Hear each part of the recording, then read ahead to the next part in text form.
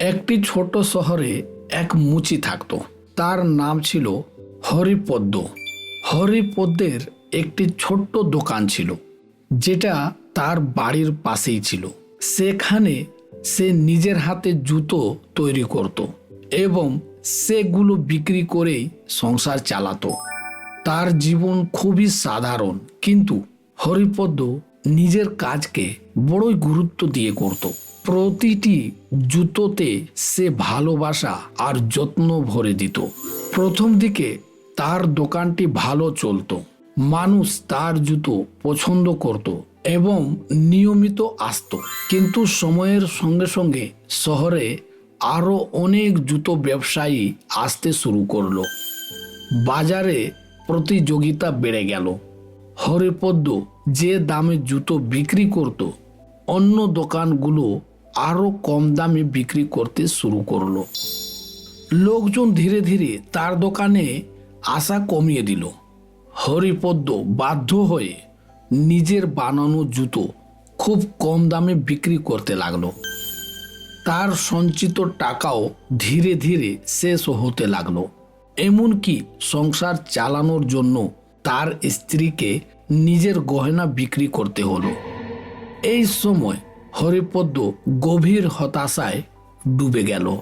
তাকে দুঃখে ভেঙে পড়তে দেখে তার স্ত্রী বলল, ওর উপরে বিশ্বাস রাখো, উপরওয়ালা সবকিছুই দেখছে, একদিন সব ঠিক হয়ে যাবে, ভগবান আমাদের সাহায্য করবে।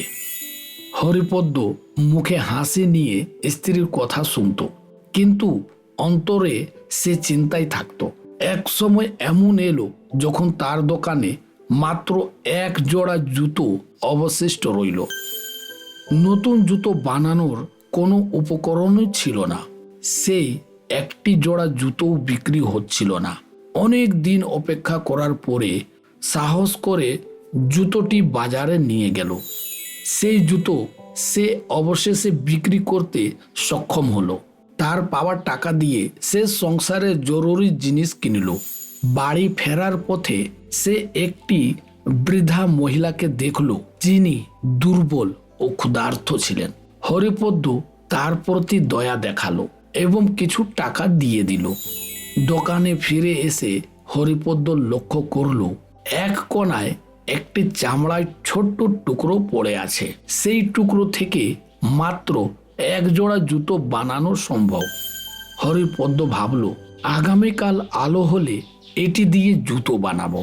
পরের দিন সকালে হরিপদ্ম দোকানে এসে অবাক হয়ে দেখল, চামড়ার টুকরো থেকে এক জোড়া সুন্দর জুতো তৈরি হয়ে পড়ে আছে।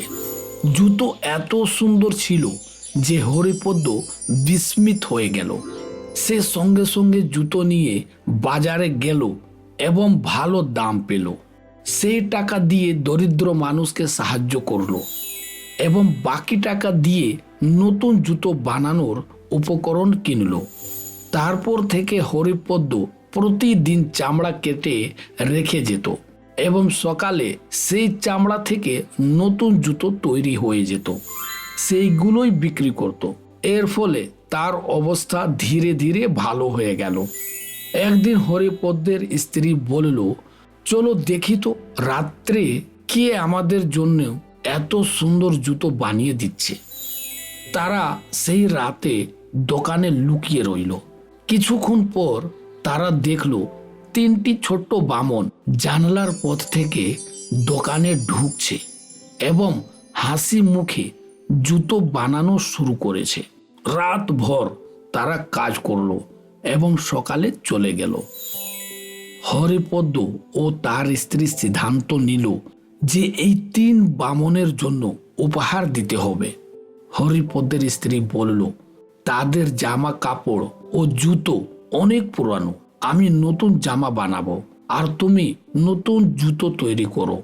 পরের দিন তারা তিন বামনের জন্য সুন্দর জামা ও জুতো তৈরি করে দোকানে রেখে দিল। তবে চামড়া আর রাখলো না। সেই রাতে বামনরা দোকানে এসে উপহারের জুতো ও পোশাক দেখে আনন্দিত হলো। তারা নাচতে নাচতে চলে গেল। এরপর কয়েকদিন হরিপদ্ম লক্ষ্য করল, চামড়া যেমন ছিল তেমনই আছে। তখন সে বুঝল বামনরা আর আসবে না। কিন্তু এখন হরিপদ্মের হাতে যথেষ্ট অভিজ্ঞতা আছে। সে জানতো মানুষ কি ধরনের জুতো পছন্দ করে। সে নিজেই জুতো বানিয়ে বিক্রি করতে শুরু করলো। তার দোকান আবার জমে উঠল এবং হরিপদ্ম স্বাবলম্বী হয়ে উঠল। বন্ধুরা, অন্যের সাহায্য পেলে তার কৃতজ্ঞতা জানানো উচিত। সাহায্য পাওয়ার পরে শুধু নির্ভরশীল হয়ে থাকা ঠিক নয়। নিজের অভিজ্ঞতা ও পরিশ্রম দিয়ে স্বাবলম্বী হওয়া গুরুত্বপূর্ণ। দয়া ও সহমর্মিতা মানুষকে ভালো পথে পরিচালিত করে। ধন্যবাদ।